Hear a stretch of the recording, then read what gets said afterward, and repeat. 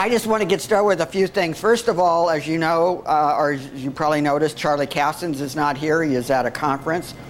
So Dan Doyle, our police chief, is here today to answer any questions that you might have that I can't answer, or regarding the police department, so and some of the things that we're working on. So again, Charlie's up at a conference in Sedona, I believe. So I want to go through a few things that just to catch you all up on where we're at on some things. I was expecting Representative Borelli this morning, so if he makes it, I'll ask him to give an update maybe on the legislature as well. We've talked in the past about the fact that we're preparing Sarah Park for the possibility of additional fields and whatnot, whether they be soccer or softball, baseball, whatever. But first that we had to put in water lines because there's just not enough water going to Sarah Park. I'm happy to let you know that that project's going to be completed, mostly completed by next Friday. It was pretty quick. We started in December. I actually thought it would take longer. That includes the paving, I'm told. And the only other thing we might do is to put in a few additional booster pumps just to make sure that water gets to where it needs to in the proper volume. 280 project, we've talked about that a lot, and we continue to try to move forward with the 280 project. And as I've said before, the critical path is working with Arizona State Parks and making sure that they're going to commit to several $1 million to build a mainland launch ramp. Well, this week we hit a little snag, and that is the Parks Director, Arizona State Parks Director, has now been replaced by a new Arizona State Parks Director because we have a new governor. So my assistant Jerry Bracamani, many of you know her, she's already reached out to that office because we want to meet with the new Parks Director because we want her to know how important this project is to our community, a level of economic development that can occur because of it, and hopefully that will resonate because the new governor, Doug Ducey, his plan of bringing Arizona out of its budget woes is through economic development, growing the top line and not necessarily cutting bottom line. It's interesting how business people think that way. That's the way I think, exactly the same way. The way I've always thought is that if you can increase the economic activity in a town, it cures a lot of woes that you might have in terms of a budget. Granted, sometimes you just have to cut budgets, and we've done that considerably. But there's a point where just cutting budgets doesn't solve the problem. If you don't have economic activity, you'll just keep cutting budgets until the town no longer exists. And he's the same way. He believes that you need to grow the top line, and then you can do more projects, more economic development projects, and be more successful. I thought I saw Sonny just a second ago. Okay. I'll wait for him to walk in and move on to something else. Today, the reason I'm wearing a red shirt, we call it Red Shirt Friday, but in addition, it's the Wounded Warrior Project shirt. I'm going to be going up to Bullhead City immediately after this meeting because we want to meet with the new mayor of Bullhead City with the idea of expanding our Veterans Court, which has been incredibly successful, expanding it on a regional basis. So what we want to be able to do is work with Bullhead City and work with Kingman and create an intergovernmental agreement, an IGA is what we call it, whereby they can bring their veterans down to the court here, and we can process them through our court, get them the help they need, the VA resources, the counseling, all the things they need to be successful in this program. Chief, do you know how many graduates we've had so far? Is it like 5 or 6 maybe? Yeah, I think we're a little more than that now. A little more than that. Okay, so And we have, I think, about 40 in the program. More than a half dozen have graduated. It's been really successful, and I go to as many graduations as I can, and it's just wonderful to hear the veterans who had some history of being in trouble say, you know what, this program's great. I can, sometimes it's, maybe they had an anger management issue, and they'll talk about how the programs have assisted them and that they're not going to give up. Others have said, you know what, I'm going to try to find a way where I can help counsel some others coming through the program. So it's been very, very successful. As Judge Kalali will tell you, Judge Kalali, by the way, is our magistrate, city magistrate. He is also a veteran, and he administers that court. And, if you look at the recidivism rate, which is the number, the percent of people that come to court, get out of court, get in trouble, come back, it's typically 75 to 80%. Veterans Court is less than 20%. And in Tucson, I think it's as low as like 14%. So the court works. And it's good for taxpayers because when people keep coming back to court, it costs money. And and what we would like to do is take these veterans who have served their country well, and maybe they've come back from battle zones with PTSD or a traumatic brain injury, and now they get in trouble with the law. Maybe they're self-medicating because they're in pain, and we can use this court to make them a productive member of society once again, and that's the whole goal of this court. And as I said, it's been really successful. We are one of the few rural veterans courts in the United States. There are a couple others, but we're one of the few. And it's people now are coming to us and asking, how did you get this thing going? And it does take a lot of training, and the reason we want to partner with the other two cities is that if they wanted to start a court tomorrow, they couldn't. It's really close to a 2-year process. So what we'd like to do, have an IGA until serve their veterans, and then at some point if they wanted to start their own court, at least they have observed how it gets done and what the process is. So we're very excited about that. I think was it 2 weeks ago, Steve, that we went to Tempe? Yeah. Okay. Steve Vanella, president of the I call it the Main Street Association. What is the real name? Downtown District Association. A group of us went to Tempe at the request of ASU. And what they wanted to show us is what is possible here in Lake Havasu City.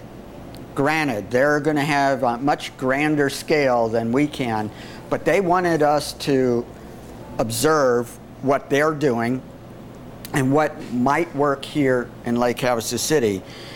And I have to admit, we were very excited about it. Really, the whole concept is, again, economic development, but surrounding the university. And what the university has done, and I'm going to get some of these names probably wrong, but what they've really done is partner with communities, partner with private companies to flourish entrepreneurship. So for instance, at the smallest scale is their library concept. And what they do is there's a segment of a library, I think was it Chandler? Mesa. Okay. Where there's a space where entrepreneurs have access to technology. They actually have a 3D printer there. They have sound room there and some other things, meeting rooms, where they can take their idea and explore that idea to a point of maybe bringing it to now a prototype would be appropriate.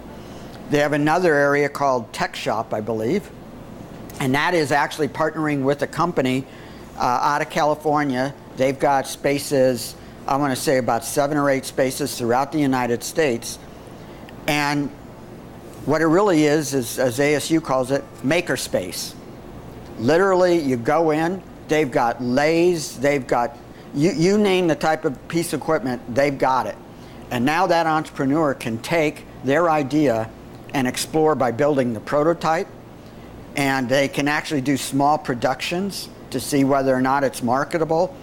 And again, it's taking the entrepreneur and trying to expand their ideas so that they can then go out and actually start their own business. And they have other areas. They actually, the one, they took a, and I forgot the name of the darn campus already, but it's where they took an old military base, and it's really an engineering campus, but again, it has equipment everywhere. It's where these engineering students can not only learn through books, but learn by doing. That campus now has 12,000 students. It's really incredible. And when we look at Lake Havasu City, as much as we would like to believe that we're going to be some sort of manufacturing hub, that's not realistic. It really isn't. We don't have a railroad spur. We've got one road in, one road out. But what we can do is we have a great place to live. Wonderful quality of life.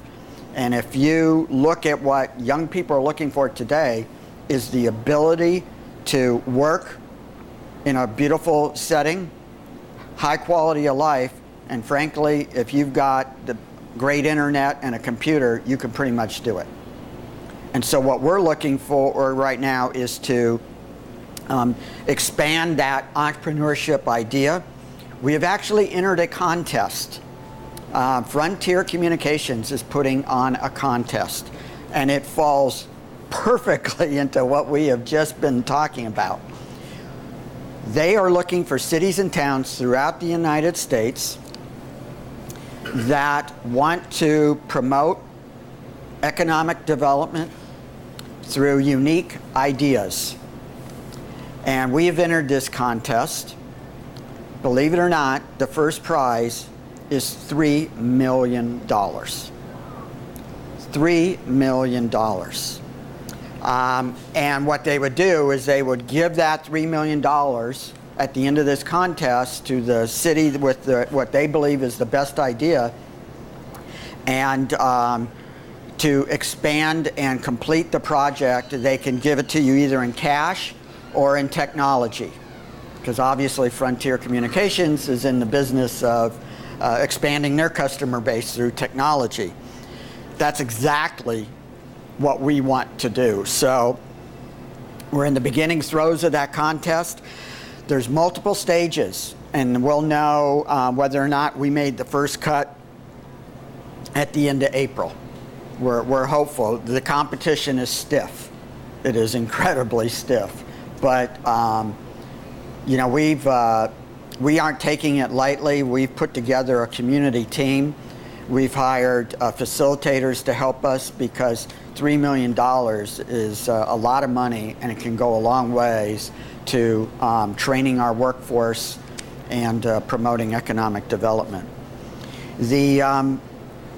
I think you'll remember in that light that a few months ago we talked about the fact that there was a company that came to town looking to hire initially 200 employees, expanding to 500 to 1,000. We did not get that company to come here, and we finally were able to talk to them about why they did not choose Lake Havasu City, and unfortunately it was because we did not have enough trained workforce.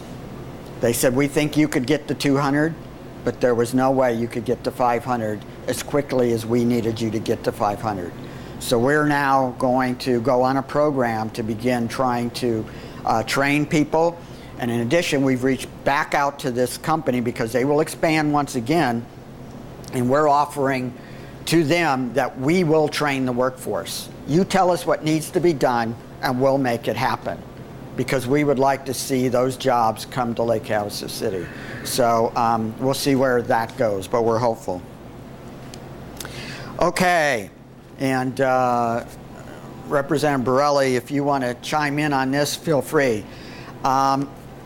We've been talking about the fact that we need to do something in terms of our monthly sewer rates. And we've been talking about the fact that over the last several years, we've been trying to work with the Water Infrastructure Finance Authority, WIFA, Arizona State Agency. And we've done so without success. I won't get into all the details, but it's just like talking to a wall. We've really received no help. So then what we decided to do, as you know, is to look at private sector solutions. What is it out there that maybe can help us?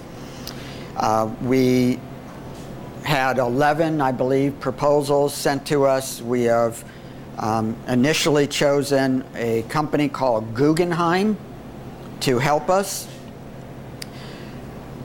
That solution, we believe, can reduce rates as much as 20%.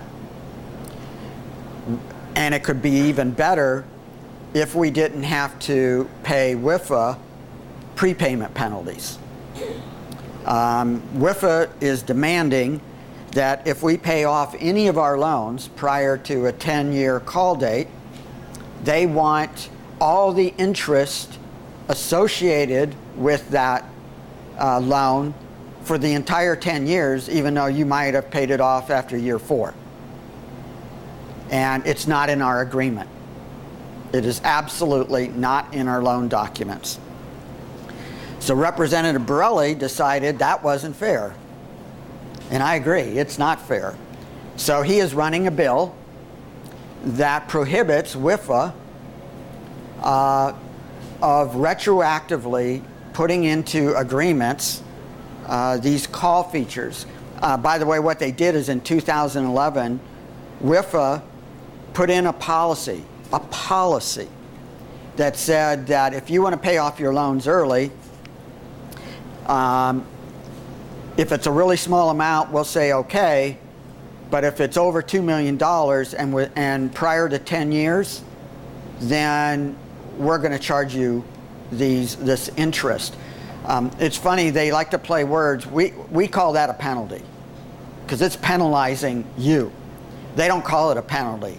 They said it's the proper rate structure, or it's the agreement that we all made. Well, we didn't make that agreement. What they did in 2011, they created this policy and then retroactively applied to every loan we had.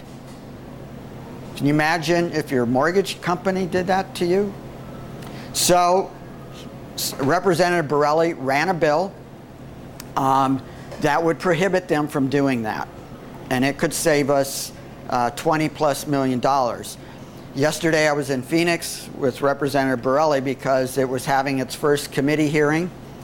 There were a lot of good questions at the committee. I'm happy to say it passed out of committee 6-3. So it was tight.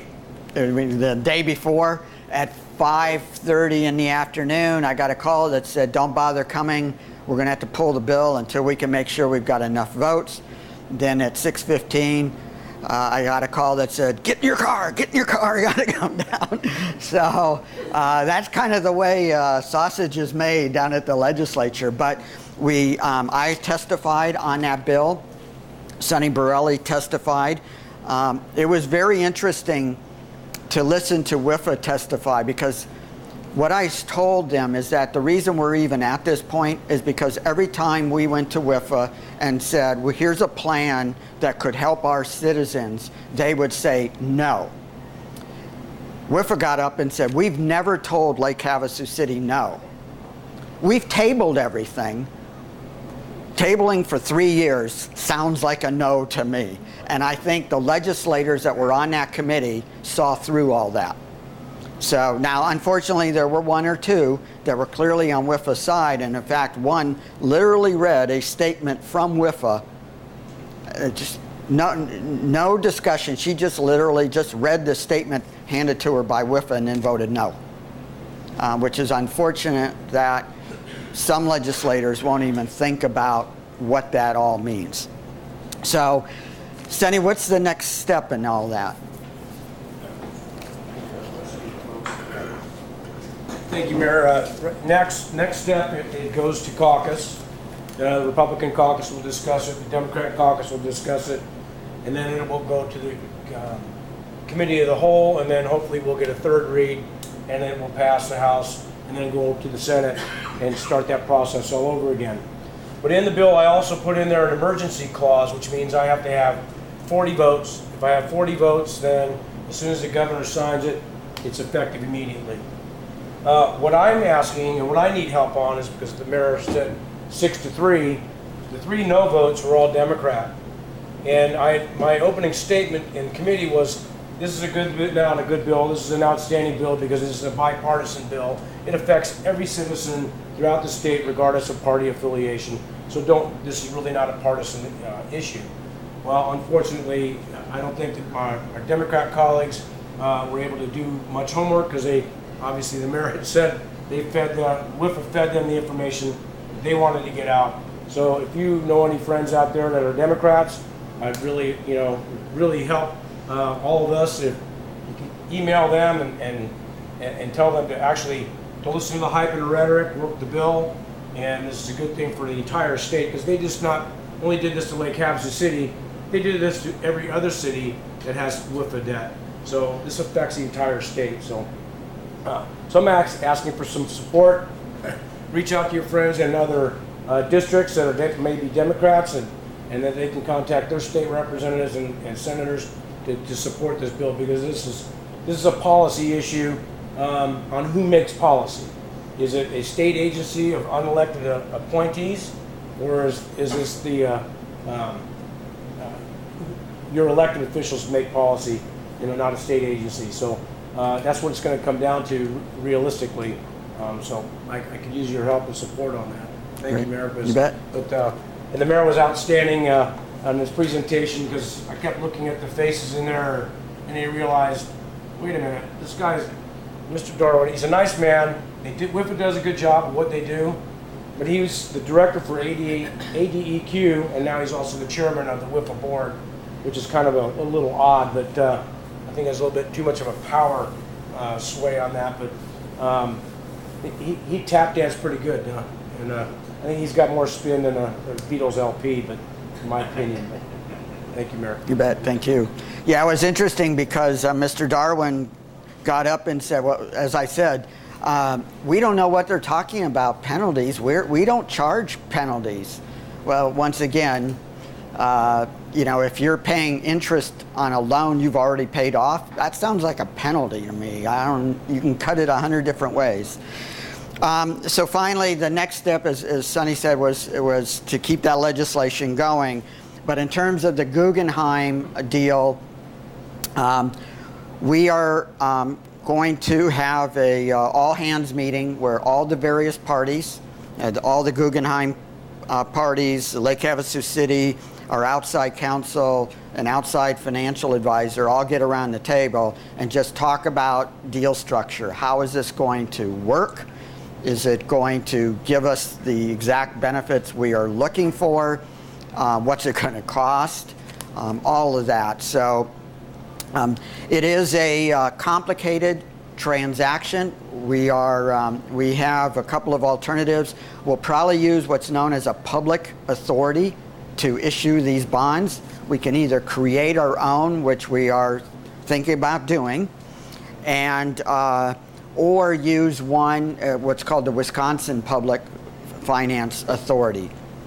And the whole idea is that these authorities, it takes the debt off the books of a city.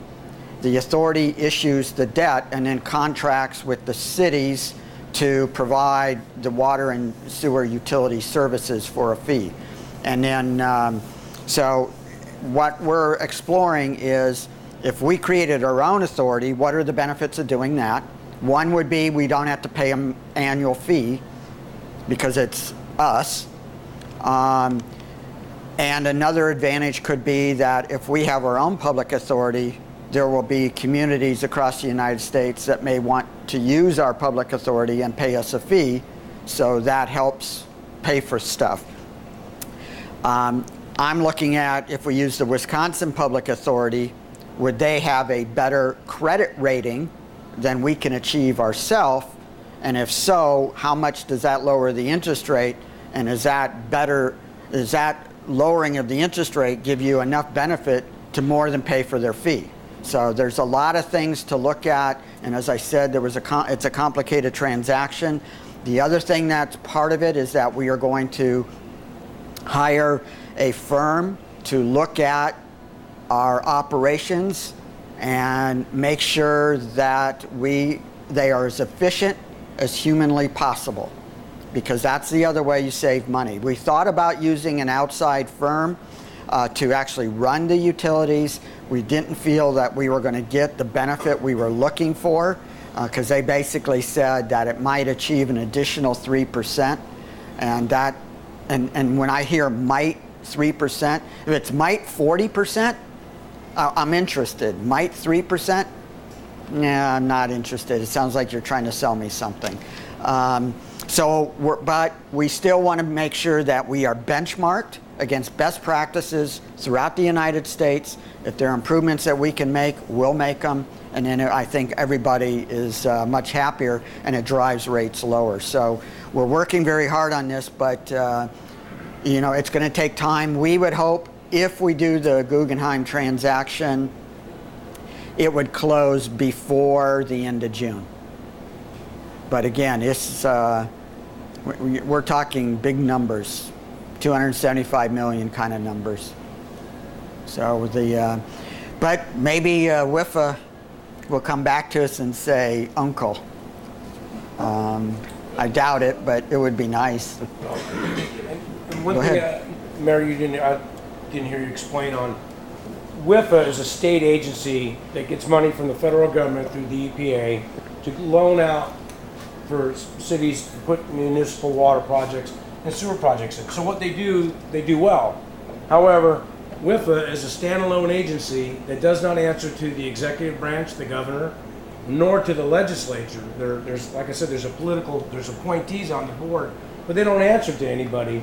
They're saying, this is our policy, when they don't really have the legal authority to implement that policy and actually circumventing the law. And they put themselves in a position where they tell the cities, you don't like it, sue us. Well, like I said, once again, who sets policy? Your elected officials or unelected bureaucrats? So that's where the real rub is at, because that's why they feel they're untouchable. And hopefully they're going to see the writing on the wall. We have 36 Republicans, 24 Democrats in the House. It's going to pass with 31. I already know that, but I want to get 40 on there so that we get the emergency clause, and it really puts them back on their heels to know who's in charge. You're all in charge, not a state agency. So that's why we really push that effort. Mm-hmm. So. Yeah, it's really unfortunate, because all we were trying to do with WIFA is to ask them to help us deal with our debt. And as I said in my testimony, that good, strong business practice is to align your debt terms with the life of the project, because then you have generational benefit. When there's generational benefit, that means basically anybody that benefits from it should be helping pay for it. As somebody told me the other day, why should an 85-year-old couple in their home in Lake Havasu City, maybe for 3 or 4 years, be responsible for paying off $340 million of debt? Are they going to receive benefit of $340 million? And the answer is no. It should be those who are receiving benefit, generational benefit, and that's all we are trying to do. Fortunately, 6 of the people on that committee agreed wholeheartedly. So that's the update. So now what I'm going to do is just open it up for questions. I would encourage you to ask the police chief as many questions as possible, because then I'm off the hook. Thank you. You're welcome. Questions from anybody about anything? Yes, ma'am. Hi, my name's Dana. I'm an ASU student now. I've actually been here forever, actually. So formerly MCC, now ASU. I just wanted to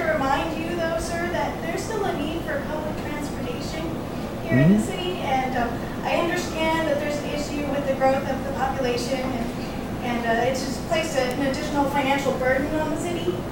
But I wanted to see if there was still any possibility that that would be coming up again, because there's not only a need for us disabled individuals, but with the growth of the students, I really think that it's something that should be become more available for, besides the bare minimum that it has become now. Are you using Havasu Mobility? No, not that particular one. Well, Havasu Mobility is the city function. We do door-to-door pickups. Yes, but I don't believe that that is for just for going around town, like to the college and other places such as that. Well, you know what? I hadn't. What it's normally for is for medical and food. But I'll see whether we can expand that for students that need to get to school, because to me that's critically important. Yeah. So yeah, that's a great idea. I will. Jerry's already writing it down for me. So let me explore that. The other thing we're trying to do is, and it probably won't help you, to be honest with you, but we're still working with the shuttle companies, but it's been a real struggle to get them to comply with what we need them to do, so that we know that the riders are in good hands. So, but we're working on that. But it's a great point about getting to school. I hadn't thought about that in the past, and so let me see what we can do to expand that. That would be appreciated. Yeah, absolutely. The reason we cut back on transit was, as you mentioned, we are over 50,000 people. So the federal programs that we had were cut substantially. And they were cut so much that we literally were taking $800,000 a year of your money to subsidize transit. And a lot of people basically said that's way too much for the number of riders. And all of the cities in our situation are having kind of the same issue. And Lake Havasu is even more difficult because, frankly, you can get anywhere you want to in town within 10 or 15 minutes. So we don't have people who might want to use transit because it's quicker or easier or whatever. That causes our ridership to go down. So what we end up with, ridership where they really don't have any alternatives. And so, but I will work on your suggestion. That's a good suggestion. Other questions? Yes, sir. We have a pretty active block watch in our neighborhood. This would be, Sure. Is that pretty active through the whole city or just in certain areas? Yeah, the neighborhood watch program is spread out throughout the city. Obviously, we don't have the number of block watches that we'd like to have, but we have a very active group. If anybody wants to be a captain, obviously they can call the police department and we'll help them form up a group in theirs. Now, we dropped off. We used to have, going back probably about 25 years ago, we had a very large block watch program. It kind of died off, and then about 8 years ago we resurrected it, and we've been seeing it grow. But obviously we always encourage people to form up neighborhood watch groups. Yeah. Other questions? Can I ask one more? Of course. Have you had any contact with the new owners of the golf course and their management company? You know, that's a great question, because I was told last August that the new owners wanted to sit down and talk to me, and that never happened. So I don't even know who the new owners are, but they said they would reach out, and no one's I think it's Eagle, but I'm not sure. Well, are they the owners or are they the new management company? Supposedly now the owners are doing, it's the same people there, but the management now is supposed to be controlled by the owner. They did away with the other management company, but the For golf? Yeah. Basically what they did is they terminated everybody and rehired whoever they wanted on Right. the same day. Right, but usually those, because Eagle, and again, I could be wrong on this, Eagle I thought was an operator. They might own some too, because usually what you have is an owner and then an operator. That's what we had before. I heard there was new owners, and then there was also going to be a new operator.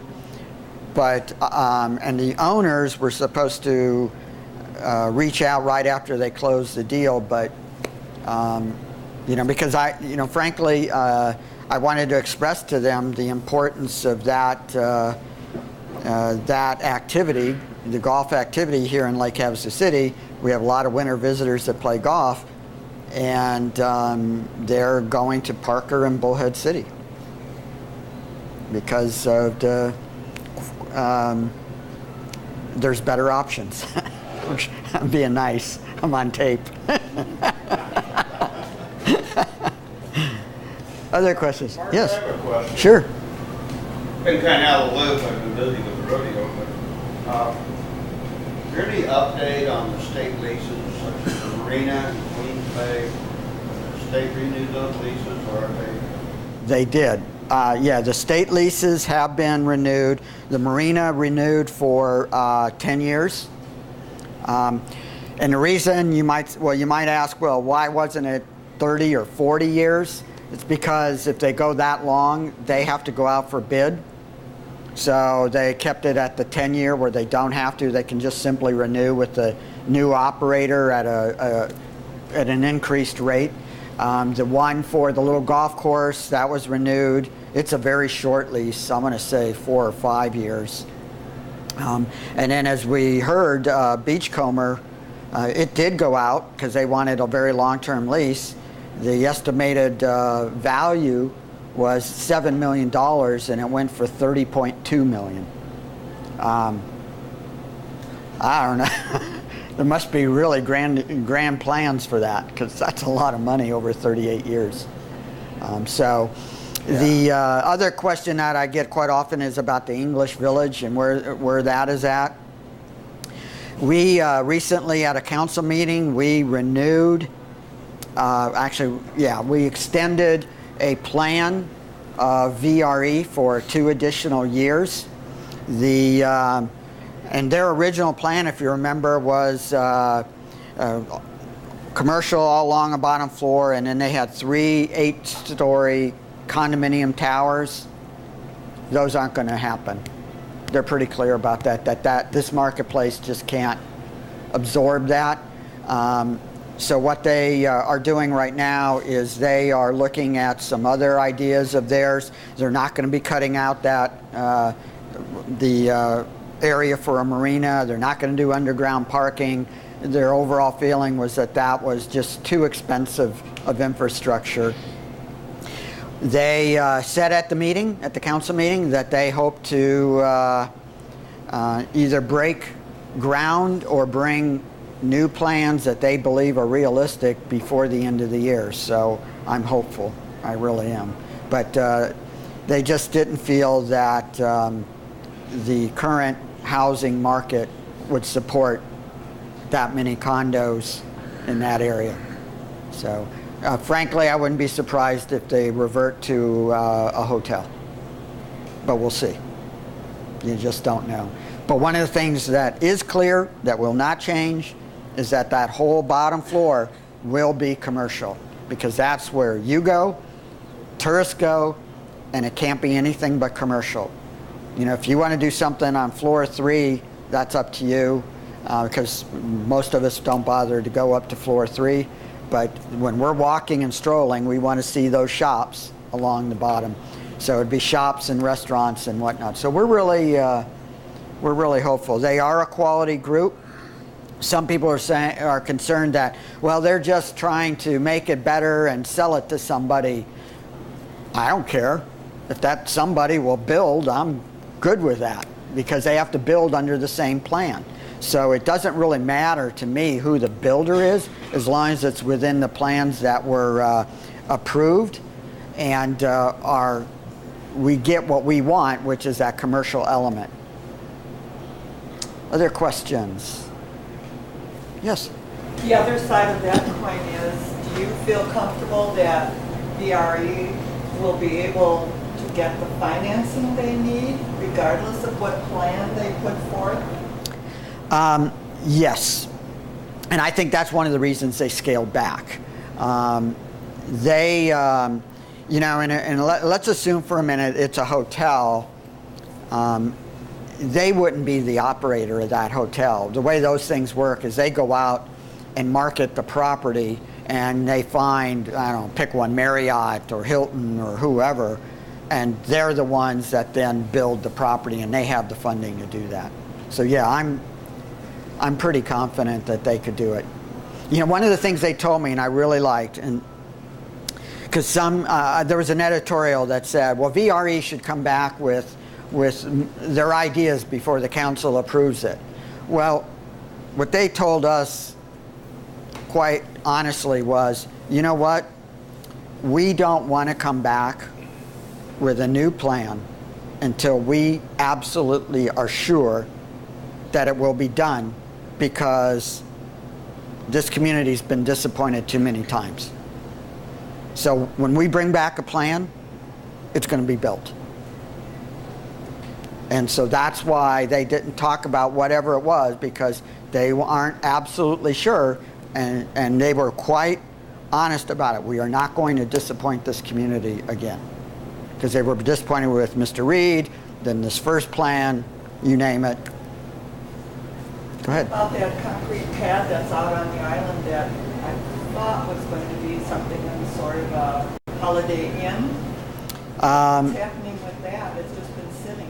You're right, it's just been sitting. I don't know what the status at the moment of that is. It was supposed to be a hotel, and it just seems that there's one issue after another, and frankly, I don't know what the status is. But I can find out. Do you know, Steve? Yeah, actually the slab's been removed quite a while ago. The supposed to be done at Holiday Inn. Right. And then, yeah, that's been removed quite a while ago. All that's gone. The plumbing, concrete. What Steve said was, just for, hey, I got the signal that I'm supposed to say it so people at home can hear. The slab has been removed. So who knows what the plans are at this point. No, being in real estate, of course, last year we saw a lot of new construction, seemed like there was a lot of good activity going on around town. Mm-hmm. Did we have any kind of statistical report on new construction, remodels, additions, that type of thing? And then also, we hear that the shops out at the shops are starting to see some more activity. Mm-hmm. We don't know about it until they're actually published, but the conversation is there's a lot of activity going on out there. Can you update the building activity? Sure. Yeah, the question was how did we fare last year in terms of building activity, and then what's going on at the shops at Havasu. Building activity last year was much improved. We averaged right around 20 new homes a month. And the remodel numbers I should have at the tip of my tongue, but I'm not going to get the number right, but I know they were substantial. I want to say like in the 600 plus range. This beginning of this year, we're still averaging right around 20. I'd say 18 to 20 a month. I know where I live, there's homes going up constantly. So it's, again, great activity and good for our economy. Now we are starting, as you know, we have fewer and fewer lots left.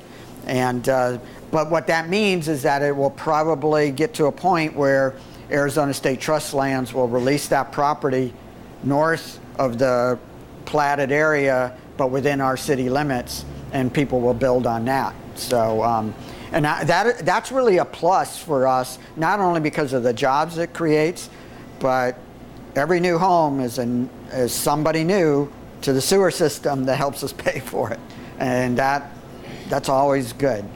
The shops, I believe they said that Beals was going to go in, K Jewelers was going in, Mattress Firm that's that building they're building right now, that's a standalone building that's going in. And while they generally don't release to us the names, they have told us that there is a lot of interest right now. You know, and really what it is, it's pretty funny how it works. It's one of those where the stores will say, well, the moment you get 60% occupancy or whatever the right number is, then we're really interested. Well, it's a catch-22. So, well, if you came in, it would help with that 60%, you know. So, but I think what's happening is that retail is now on the rebound throughout the United States, and so we're going to finally see that mall doing much, much better. I mean, the timing of the mall, it was just unfortunate. It opened up right when the economy was taking a slide. We are fortunate that it's still open, because I'll tell you, you can go in through towns in the Phoenix area, and those malls they're done. They're closed. Many of the malls got turned into office space. So we're fortunate that the new owners said, we're going to make this work, and have the patience and apparently the wherewithal to do that. So I know we get a lot of shoppers from the other communities, which is always a good thing. Joe. I got a question for the chief. Of course. I mean, down at the park down here, the skate park or bike park, whatever they're calling it, my grandson goes down there, my granddaughter goes down there, and there seems to be a lot more activity with drugs going on down there. He comes home and tells me a lot of these stories, and I just wondered why we couldn't get some patrol down there. Like, you know, most of the time the kids are out of school after 3 to 10 or 3 to 9, where there's more activity. If there's an officer down in that area, I mean, even the other day, my granddaughter, I was sitting in the car and she was playing on the swing sets there. She came running over. They had a pit dog over there in the area, and I went over to talk to the people, and they said, well, we have the right to be down here. Well, what can I do? I mean, I could have called, but you know, by the time you get down there, they're probably gone. But I kind of feel if we had a presence down there of an officer down there, and maybe they could go back and forth in both parks even or something. I think, you know, the benefit, you know, once that gets started, it's going to be hard to stop, and I think it's really out of control already. I talked to a person the other day, and they said they even have a certain table labeled down there. If you want drugs, you go to that table. So I don't know how much aware you're of that, you know, how much you know about it, but I think that it would be a good idea if we could do that, or either get citizens to help patrol it or something. If you could, you know, get something like that. Sure. I cut he goes down in half as much as he used to, because I just don't want him down there. I mean, if it's there, sooner or later, they're going to try to get to him and get them in. Well, a couple things. Number one, I have a 10-year-old and a 14-year-old, so I'm down at the skate park myself quite a bit with my boys. Maybe it's because they know I'm the chief of police that everybody's behaving when I'm down there. But I've had a lot of people tell me that, and frankly, I've not experienced a lot of that when I've been down at the skate park. Now, I have experienced, because kids are going to be kids no matter what you do, and I've had occasions where I've gone over to tell some kids, hey, knock it off, that's enough, whether they're getting a little loud or it's maybe language or what have you. A lot of my officers have young kids, and they're down there, and I've asked them that same question, because obviously a police officer with their kids isn't going to be watching somebody smoking dope or using drugs or selling drugs. So I think sometimes people tell me this, but we get very few calls of people calling us saying, hey, this is going on here right now. Now, as far as the officer actually getting in there, our officers go through that have that beat. They go through and they'll drive through to make a presence. If the city wanted to fund additional officers so that I could park an officer at a skate park, then that would, you know, or in the park, that would be great. But right now, the reality of what happens is I field about anywhere from 6 to 8 police officers for the city at any one time. Now, some will be on vacation, some will be out sick, so I've got to spread these officers throughout the city. So the question comes is, the people that want an officer up on McCulloch, as I got a phone call in Speak Out the other day, because speeding vehicles on South McCulloch, speeding vehicles on North Palo Verde, speeding vehicles on Opossum, speeding vehicles here, businesses that want a bigger presence at the mall, they want a bigger presence all over town, and I've got to spread, you know, 6 officers throughout the city. So camping an officer at the skate park would be, personnel-wise, that would be an impact, because you'd be talking about me putting 20, possibly 15 to 20% of my resources down at Rotary Park at any one time. Now what we have done is we just upgraded the cameras and that we do have down there, and we just installed an emergency phone. I don't know if you noticed that down there. Okay, yeah, there's a big emergency phone, and we just installed it there at the skate park. And that's something for somebody, if there is an emergency, they can go up and they can hit the button and it automatically connects them straight to dispatch center. But it's also got a 360-degree surveillance camera on it. So we installed that, and then we installed the camera. We replaced all the cameras that are up there with a better quality camera, and that's something that we're tying in. It's a web-based camera system, and it's something that you'll be able to log into your computer and check it out. So we're working on those things to make sure people know that it's not a free-for-all down there. And then I always encourage people that when you see something, because people always tell me, well, I don't want to call you guys, I don't want to bother you. Call us, because if you see something and you think that there might be somebody down there with some drug activity or something, then call us and let us deal with it, because then we can get in there and we can identify those people, and then we can really do something about it. But when a police officer drives through, everybody behaves, but if you can point out somebody to us and say, that guy right there is up to no good, then we can identify him and we can really see what he's doing. What about those safety patrol people? Are they volunteers that drive around in the cars, checking parking lots and stuff? Sure, our citizens on patrol, yep, they'll go through there, but they also do all our handicap parking enforcement. We have about 10 of them.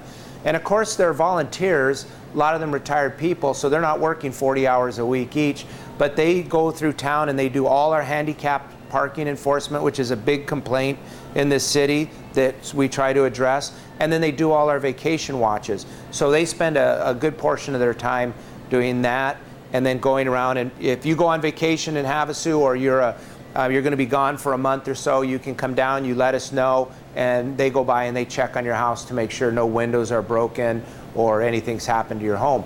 But they'll also make patrols through there. But as far as taking one of them, and here's the problem with some of the things, they're volunteers. So they come in and they volunteer because they want to get involved in things. But if I tell them, hey, your job's going to be to sit down at the skate park, I'm going to lose a lot of volunteers. Now, if I have a parent that, somebody that says, hey, I want to volunteer so that I can actually be down in the parks and volunteer and spend however many hours in the park, I'm all for it. If that person will come forward and come up, and we'll do a volunteer packet and get them on board.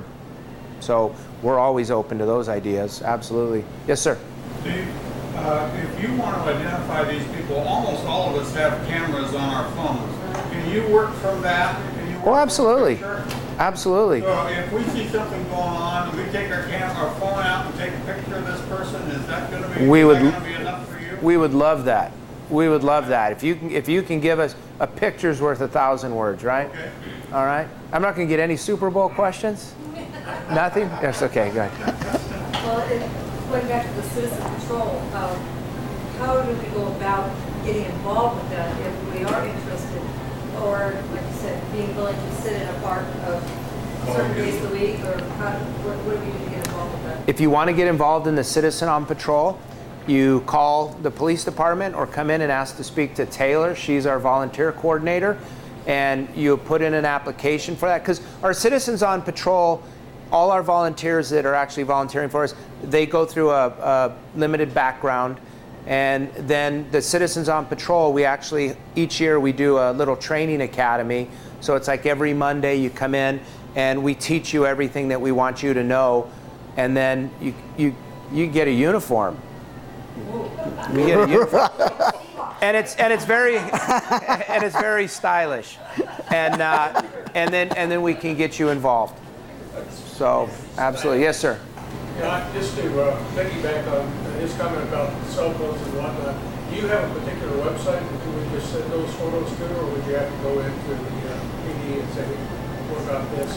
You can send them in through the tip line. You can through Silent Witness, however you'd like. Okay. Also, I follow the PD on Twitter, so I get alerts that way. I think it's a great service, but what kind of things do you send out? Just primarily traffic accidents, road closures? What do you post on? Yeah, we'll do road closures. If we're looking for somebody, obviously we'll use it for our walkaways. In other words, if we get people with dementia, Alzheimer's, whatever it is, and we get those kind of frequently where they'll walk away from home, so we'll use it for that. Lost children, vehicles we're looking for, anything that we want the community to know, we kick it out via social media. Yes?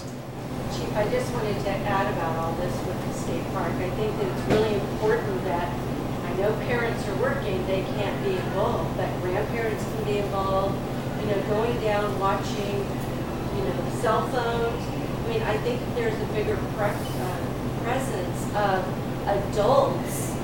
Those guys are going to look for someplace else to go. And so I think that's really important. And that's a good point that you made. And I have to say that the police academy, or that, not the police academy, the Citizens Academy, it's a great thing to go through. I went through it and I loved every bit of it. So definitely get involved, whether you can do a little bit or a lot.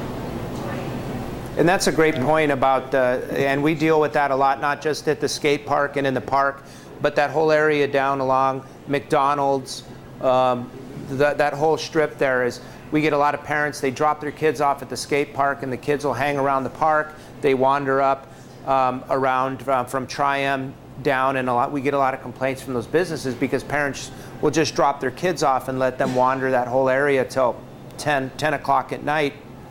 Now, luckily, with a lot of the young ones, come 10 o'clock, we can then come in and say, you know, we got the curfew, and we can move them out. However, but during the day, it's kind of, we can't tell kids they can't hang around, and or we can't tell anybody they can't hang around. So, yeah, it comes back to parents maybe keeping a little better tabs on what their kids are doing. Yes, sir. I'm sorry. Just, body cameras on officers. Where are you going with that? Is that something that's going to be required in the future for everybody, or? Well, yeah, that's a huge topic. I could talk to you about body-worn cameras for the next 3 hours. There are some states that there's pushing legislation that they want to make it mandatory. You've seen the White House has talked about giving out grants for agencies to buy cameras. I'm of the opinion that each community should decide whether they want to have cameras on their officers or not. I'm a proponent of them. We were the first agency in the state of Arizona to actually fully deploy our officers with cameras, and we were one of the first in the country to actually do it. We deployed 5 years ago, where you're reading about the innovation of a lot of the big departments today because they're putting cameras on their officers, and we've had them on officers for 5 years. Again, another Lake Havasu, another first. That's why we live in such a great city. The problem is it comes down to, if the federal government takes a small community and says, hey, you have 20 police officers, so we're going to buy you cameras. Here's your cameras. Good luck, and where are your cameras? The problem comes in is it's not the expense of the cameras, it's the expense of the video storage. Because we pay for cloud-based storage, but that's something that you have to manage. That's something that we as a community said that we feel it's important, it's beneficial, and we actually budget for that and do that. There's some communities that can't do that. So again, that's something a community should decide. I believe in body-worn cameras because I'm a big believer in transparency and accountability, and I think it's the ultimate in accountability to tell you, I'll put a camera on my officer, he'll record everything, every interaction he has with you, and if you have a complaint, show the video. If you're wrong, then you can look at the video and go, hey, maybe I perceived it wrong. If we're wrong, then I'll apologize and we'll correct whatever we did wrong. So, and we're on camera anyway. You go down in the channel, spring break, holiday weekend. If an officer's talking to somebody making an arrest, there's 3 people standing around hoping to get a good juicy video for YouTube. So this way we have our own video also. Sonny? Well, wait a minute. This gentleman's been asking for I'm sorry, I can't see you back there. Thank you for being here this morning. We've got a growing concern in our neighborhood on Desert Garden Drive. Mhm. We've got commercial trucks that are loaded typically with some aggregate or fill that are racing up and down the street, 25-mile-an-hour speed limit, kind of using Desert Garden Drive as a shortcut. Right, right. We have been told. I know you can't, just be specific and pick on those particular folks, except is there a way that the city could entertain the possibility of an ordinance to restrict the commercial traffic through that neighborhood with respect to dump trucks or other folks that aren't using the street for a purpose of delivery in the neighborhood, but are using it as a shortcut. It is dangerous. It is quite obviously annoying to have all of these dump trucks up and down the street. It's not every day, it's not continuous, but we're just a very convenient shortcut for a lot of folks that are going to use it for the most part. But I know that when I've lived in other cities, there have been ordinances with respect to commercial traffic utilizing residential streets. Yeah, and Havasu's somewhat unique because of our street layout, and we just have such a mismatch in the way the streets are laid out. Whereas in a typical city where all the streetscape is laid out north, south, east, and west, you have all the main thoroughfares, and there's no benefit to cutting through the residential areas. We have dealt with this since the beginning of time because the way we look like a pile of spaghetti thrown on the ground, and there's all these shortcuts and everything goes right through the residential neighborhoods. We've dealt with this. Aviation is a street that it's a residential street, but it also is a major cut through for a lot of the dump trucks and stuff that are running from the industrial area and the heavy equipment. One of the things that we do is we can come up there and we can do some real heavy enforcement and contact those trucks and get an idea of who it is, what they're doing, if there's some construction going on up there that they're going to be doing for a few months, and then we can contact the owner of that company and say, okay, here's the deal.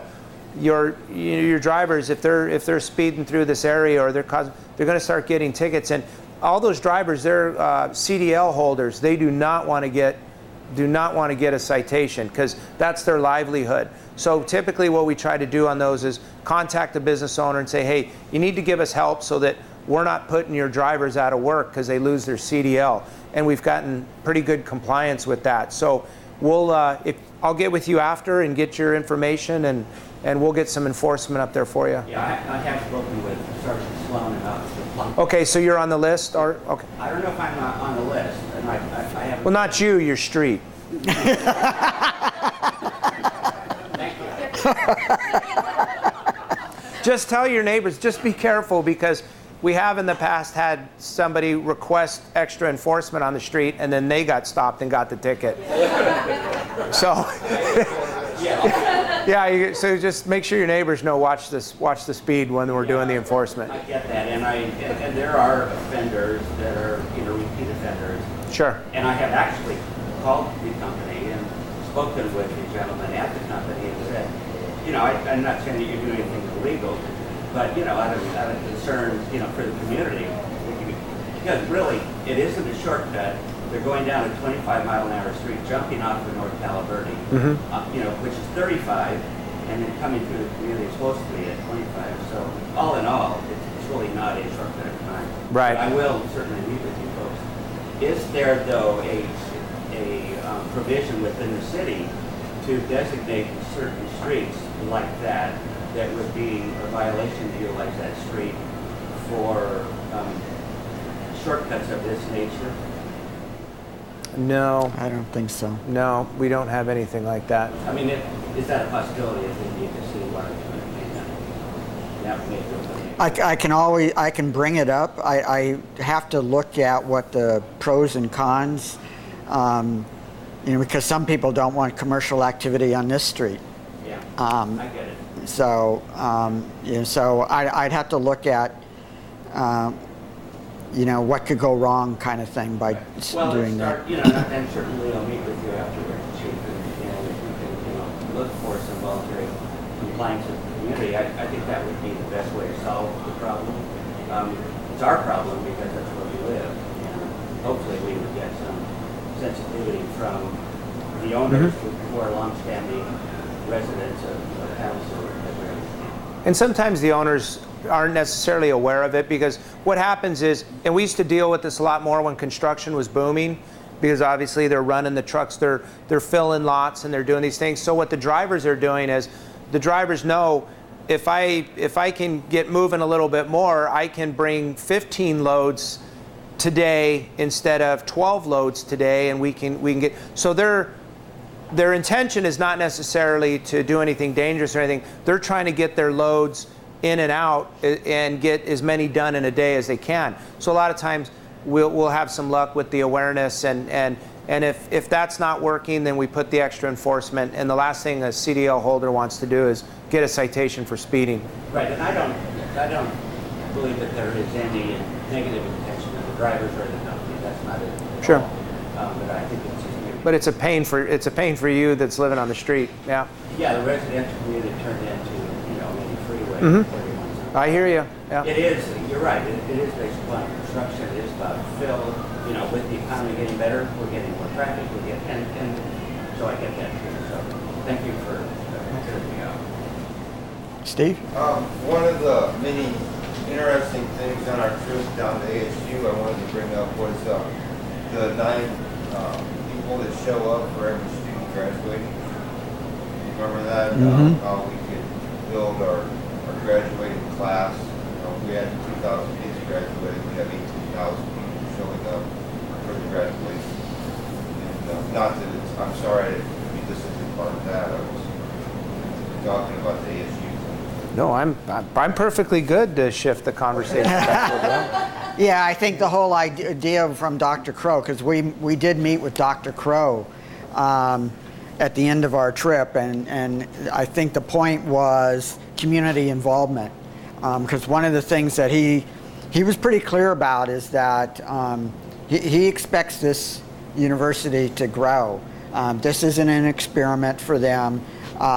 They want more community involvement. He also mentioned, wouldn't it be nice if we could promise every student coming to Lake Havasu that they would experience an internship at a company, the school district, city, county government. Now we actually do use interns at the city, but the other thing he said is that they're not done investing. They're going. By the way, if you didn't know, they purchased the hotel that's right there on the corner of Acoma and Swanson, right next to ASU. They bought that. It's going to be turned into a dormitory. One of the problems they had in recruiting was the parents said, well, where's my child going to live? And they showed where they were renting part of a hotel for a dorm, and they said, my daughter's not going to be there. I'm sorry. And so now they've purchased their own. They're going to convert it. They're going to close off the entryway on Acoma. And so now to get to it, you'll have to wind in through ASU. They will allow some pathways so that students can get here to McCulloch Boulevard for shops, restaurants, whatever. But it's going to be a huge plus for recruiting. But that's just another indication that they're not done. They're going to continue to invest. And Steve is right. What he was saying is that, when we have a graduation, we would love to see the community come out for that graduation. It's their university. By the way, if you didn't know, and no offense to Schlotsky's here because they're doing a fine job, but if you wanted to experience lunch on the ASU campus, you can do that. So you can go over there and eat in their commons. You're welcome to do that.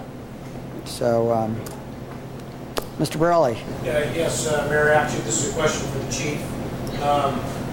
Good. With respect to Tag.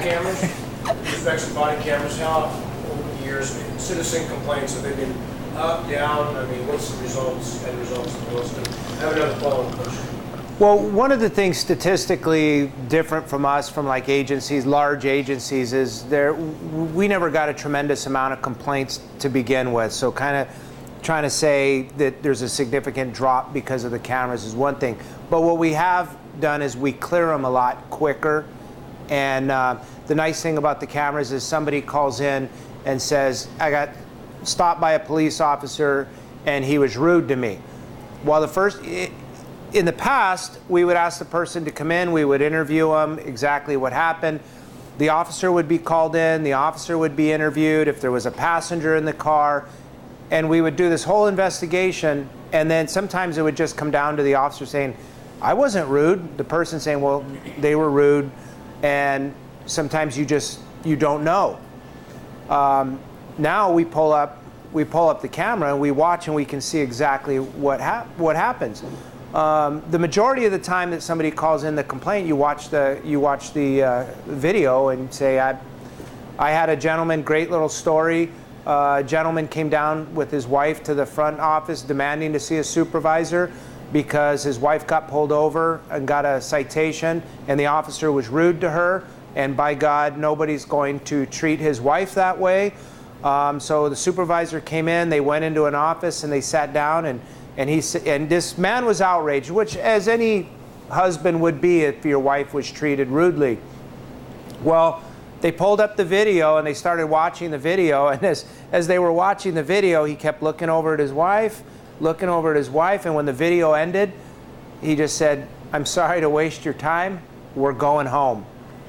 Because they watched the video and the officer was talking, yes ma'am, no ma'am, and she was actually being a little snotty. And you could just see how angry the husband was getting because he was embarrassed. So we've had those. The other benefit to us is we've had some where we've noticed some training issues. Where we'll watch the video and say, okay, maybe the officer didn't do anything wrong, but there's some training issues. There's some things that we don't like about the way the stop went. Maybe the officer didn't introduce himself. Maybe he didn't start the traffic stop off with a greeting. Our policy is, if I pull you over, not that I ever have, Sonny, but if I pull you over, that I'm going to start off with, good afternoon, I'm Officer Doyle with the Lake Havasu City Police Department, and the reason I'm stopping you is, boom, boom. And we can use the video to make sure that these policies are being followed. So just a great all-around benefit. And I say it's a protection to the officer because we had one of our shootings where a person made an absolutely false claim about how the shooting went down, and the investigation team that had come in from out of town to investigate it looked at the video and said, oh, this person's lying. That didn't happen. And it protected the officer instead of going through 6 months of investigation of trying to determine if what this person said was true. They just watched the video and said it's patently false. So it really does protect the officer. By not having that one lawsuit saved more money than what the cameras cost in the first place. Oh, sure. No, absolutely. The other, just a suggestion, when you're down at the skate park, if you wear a hat, they wouldn't recognize you. You can be undercover. Yeah. You know, that doesn't work. Oh, undercover. Yeah.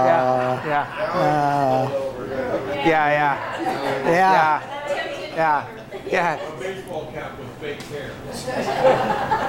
Yeah, I might try that. That actually, because I seem to get recognized wherever I go.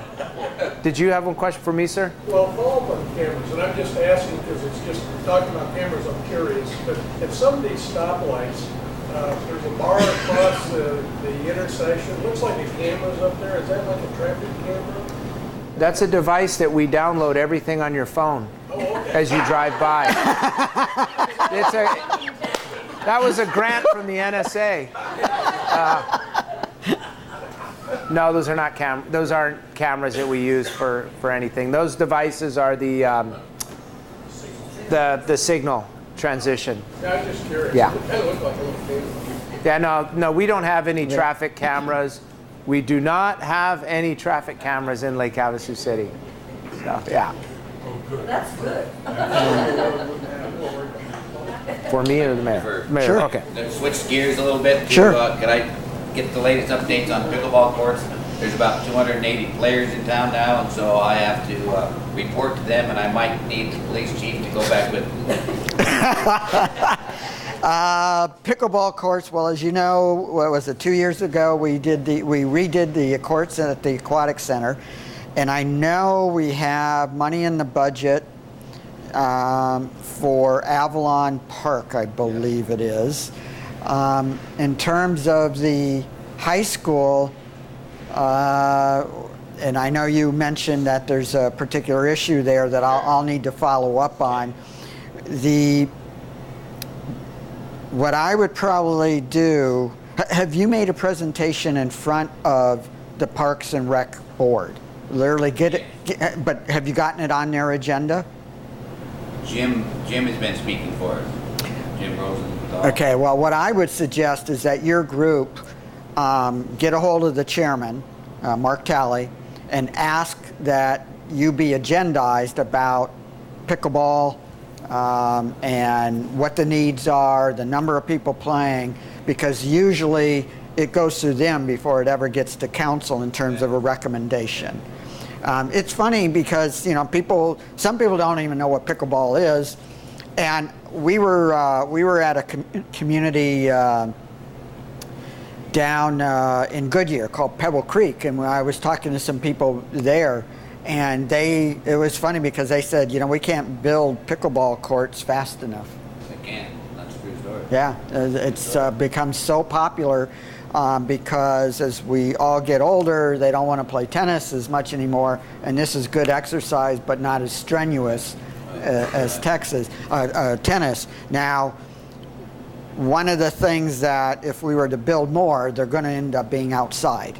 Right. Because, and that's what they've done. They build outside because if you do inside, you got the cost of the building, and now it's prohibitive. So that's probably what we would do, is to have to do it outside. So, but frankly, pickleball is less popular during the summer months anyway. Only because of the heat. Yeah, right. Because of the heat. Who would I talk to about the plan that the city's going to build 8 courts, 12 courts out there on Avalon? Who does the set of plans to do all that? Well, actually, staff does, and it's going to be either the city manager and the finance director. But we're coming up with budgets right now. I mean, the first budget will be presented to us probably in about 6 weeks, and I'll certainly look out for what is on the planning board. But I think going to Parks and Rec would be the best way to go, and probably you ought to talk to the Parks and Recreation director, which is Dan Kais, because he's going to be the one that's going to promote his own budget, and if this is something that he feels is appropriate, he's got to get up and make his case for it. Yeah, he's going to bat for it. He's doing okay. Good. He's doing very good. Good okay. vocal. Well, remind him again. It never hurts to say and give him info, because if he was going to make his case to the city council, showing that there's a reason to do it, whether it be demand or whatever, is always important. Usually just a simple request makes it, with all the priorities we have, it's the better case you can make for it, the easier it is to get passed. And then too, I guess I'll bring it up with the Park and Rec is it would be nice if we had shade out there that was solar, because all you need is a shade 12, 14, 15 foot high, and then if it's solar, then it would carry the lights for at night, which that's the thing here. In the summertime it's hot, but at nighttime you could play if you had lights. And that's the thing we're talking about the tennis courts right now, is they have lights there. There's open courts there. I've monitored them for 8 months, and there's open courts there. And all we have to do is share the courts. There's multi-purpose courts. So. Okay. Well, can you, the next time we meet with the school district, just remind me to have that on the agenda? So. Just so you know, I've talked to everybody in town, some of them 4 and 5 times, so. Right, but we meet quarterly with the school district Okay. about, we have an intergovernmental agreement with them, and it's, we talk a lot about use of fields, courts, whatever, so I'll put that on the agenda to talk. Multi-purpose, Yeah, multi-purpose, yeah. okay. So- Thank you for being here, and police chief, thank you for the great job you do in the city, you do. Oh, thank you Great very job. much. Thank you. Thank you. Yeah, and in terms of solar, I'll take a look at that. We have solar in the city. We have it at 4 locations. We have it at the police department, the Public Works, the Aquatic Center, and City Hall. But we don't own those systems. We put those in a couple of years ago. I shouldn't say we put them in. We have a contract with LG. They put all of them in, and the only thing we do is buy the energy. And we buy it at a cost that is less than what we have to pay for electricity. So it works really very well. So that's been a great decision to do that. What we did was, it took us a while to get there, but we basically said we do not want to put in solar if we have to do an upfront cost. And we finally found somebody that was willing to do that. So, but I will check into it. Thank you very much. Yeah, absolutely. Okay, we're almost to 9 o'clock, but are there any other questions at this point? Apparently not. So, Chief, thank you for being here and helping out today. Appreciate it. And thank all of you.